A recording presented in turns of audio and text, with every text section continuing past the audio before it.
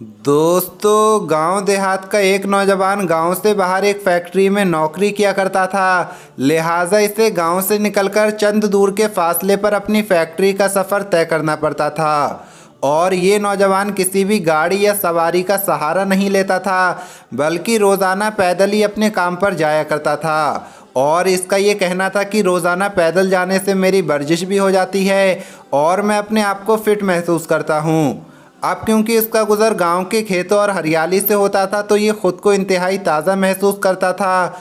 गांव के बाहर जाने पर एक कब्रिस्तान भी मौजूद था, इसलिए ये रोज़ वहां से गुज़रते हुए कब्र वालों को सलाम करता और उनके लिए दुआ भी करता था। लेकिन दोस्तों, पिछले तकरीबन 3 दिन से इसके सामने एक अजीबोगरीब वाक़या पेश आ रहा था और इसे समझ नहीं आ रहा था कि इस मामले की क्या वजह है। वो ये सोच रहा था कि मुझे यहाँ से गुज़रते हुए तकरीबन 10 साल हो गए हैं, लेकिन आज तक तो ऐसा कभी नहीं हुआ है। असल में दोस्तों, पिछले 3 दिन से उसके साथ कुछ यूँ हो रहा था कि जब भी वो कब्रिस्तान के बाहर से गुज़रता था तो उसको कब्रिस्तान के अंदर से कुत्तों के भौंकने की तेज़ तेज़ आवाज़ें आया करती थीं।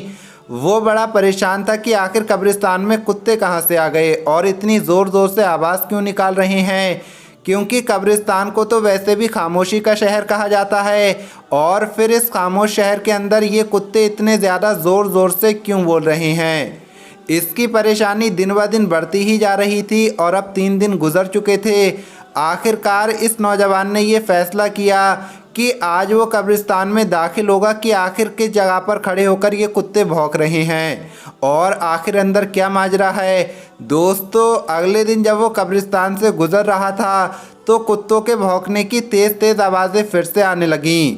जैसे ही वो शख्स कब्रिस्तान में दाखिल हुआ तो उसने देखा कि 4 दिन पहले जिसकी मौत हो गई थी उसकी कब्र पर खड़े होकर कुत्तों का एक गिरोह अजीब अजीब तरह की आवाज़ें निकाल रहा है।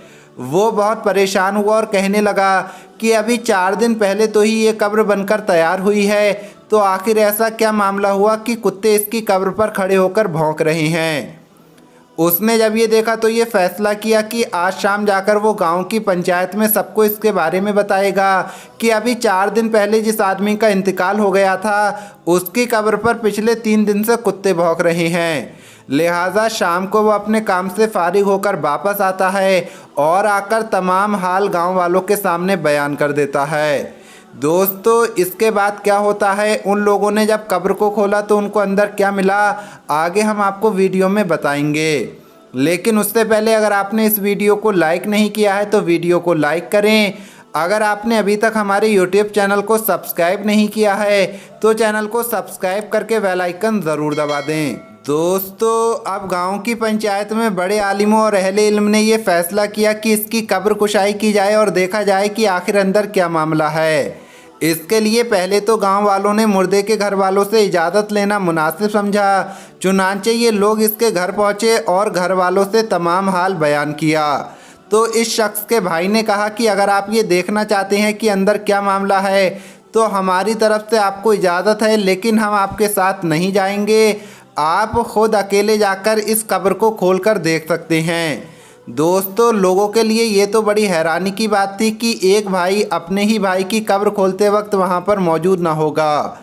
लेकिन लोगों ने इस बात पर ज़्यादा गौर करने के बजाय ये सोचा कि पहले कब्र को खोलकर देख लिया जाए कि आखिर क्या माजरा है। लिहाजा दोस्तों, इसके घर वाले तो साथ में नहीं गए, लेकिन गांव में से काफ़ी तादाद में लोग कब्रिस्तान पहुंच चुके थे और कब्र खोलने का सामान भी आ चुका था। और जब इस कब्र को खोलने का अमल शुरू किया गया तो वो कुत्ते जो पिछले कुछ दिनों से इस कब्र पर खड़े होकर अजीब अजीब आवाज़ें निकाल रहे थे वो भी आसपास मौजूद रहे, मंडराते रहे और लोगों को देखते रहे। दोस्तों, जैसे ही कब्र को खोला गया तो एक खौफनाक मंजर सामने आया कि जिसने सबके होश उड़ा दिए, क्योंकि जैसे ही कब्र से मिट्टी हटाई गई और मिट्टी के नीचे से तख्ते हटाए गए तो देखा कि इस कब्र के मुर्दे को जानवर बुरी तरह से खा रहे हैं। ये मंजर देखकर लोगों की चीखें निकल गईं। वो फ़ौरन उसकी कब्र को बंद करके घर की तरफ आने लगे, क्योंकि उस मुर्दे को जानवर इतनी बुरी तरह से खा रहे थे कि जो वहाँ पर मौजूद थे उन पर कपकपी तारी हो गई और उन्होंने इसी में अपनी भलाई समझी कि इसकी कब्र से जितना दूर हो सके उतना दूर रहना चाहिए। लेकिन दोस्तों अब सवाल ये उठता है कि आखिर इसका वो कौन सा गुनाह था जिसकी वजह से उसकी कब्र में इतना खौफनाक अजाब नाजिल हो रहा था। दोस्तों अब दोबारा गांव वाले इकट्ठा हुए और उस शख्स के घर दोबारा पहुंचे और पूछा कि तुम्हारे भाई ने ऐसा क्या किया था जिसकी वजह से उस पर इतना सख्त अजाब नाजिल हुआ है कि मरने के सिर्फ 3 या 4 दिन के बाद ही उसको कब्र में जानवर इतनी बुरी तरह से खा रहे हैं।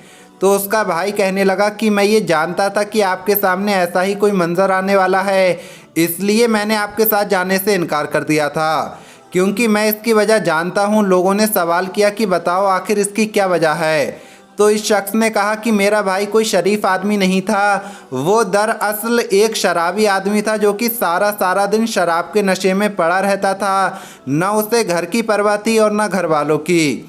उसकी ज़िंदगी का मकसद सिर्फ़ और सिर्फ अय्याशी करना था और वो शराब पी पी कर अपने रिश्तों के मायने भी भूल जाता था। यहाँ तक कि वो मेरी माँ को गालियाँ देता था और बाप के साथ लड़ाई झगड़ा करता था, और जब उसे शराब पीने के लिए पैसे नहीं मिलते थे तो वो ऐसे ऐसे बदतरीन काम किया करता था जिसके बारे में मैं आपके सामने बयान भी नहीं कर सकता। ये वो तमाम गुनाह थे जिसकी वजह से उसको कब्र में इतना ख़तरनाक अजाब नाजिल हो रहा है, और हम सब ये जानते हैं कि उसका अंजाम इसी तरह का होने वाला है। दोस्तों उम्मीद करते हैं कि आज के वाक़ये के बाद आपको ये अंदाज़ा हो चुका होगा कि ये शराब नशा कितनी बड़ी लानत है और क्यों दीन इस्लाम ने मुसलमान को इससे दूर रहने और इसको पीने से मना किया है। दोस्तों इस्लाम में शराब पीना या पिलाना बिल्कुल हराम है। एक मुसलमान को ऐसी चीज़ों से बहुत ज़्यादा दूर रहना चाहिए।